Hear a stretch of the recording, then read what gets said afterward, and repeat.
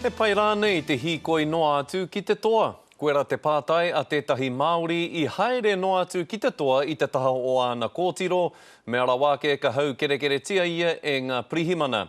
Hei tāna, mo te kore noiho te take.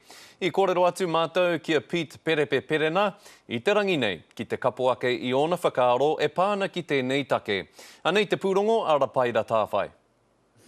Koinei te mutunga mai mō Pete Perepe Perena, he whatina rara me etahi hautūtana ki te tinana. It's just stupid.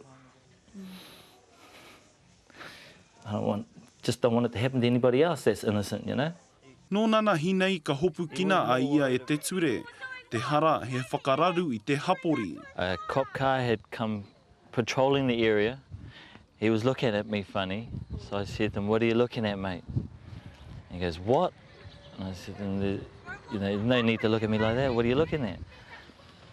By that time, he said he was angry. He pulled over the side of the curb, jumped out. By that time, he was, I don't know, he was fixed on going at me.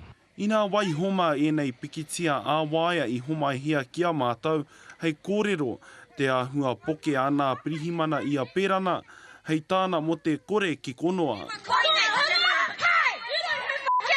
E ruana hāmene I uhia ki runga kia Pete, arā mo te tohenga ki ngā pirihimana. See, like, I couldn't put my hand behind my back with this fella on my back, but that's what they were screaming at me.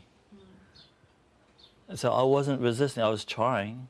I whakapātu mātou ki ngā pirihimana e pāna ki tēnei take, ā me te tuku atu anō hoki I ngā whakāhua iriro I a mātou. Hei tā rātou ai I mau heretia tētahi tanata, ā kaore ā hei te kōrero mai ki a mātou, kia oti tēnei take ki mua I te kōti. I don't know, I've spent, 10 to 12 years in this community, helping the community, not fighting it. And then this is what the cops do to me. You know, it's just stupid. I tuātu I ngā mamai I uhia ki runga ki aia, kei te wari kē ia mo tōna whānau mea na tamariki. What would they think of the cops when they grow up? Are they going to retaliate? He pai anō ki te haere ki te toa, koina hoki te pātai I aia nei. Rapaira tā whai, te karere.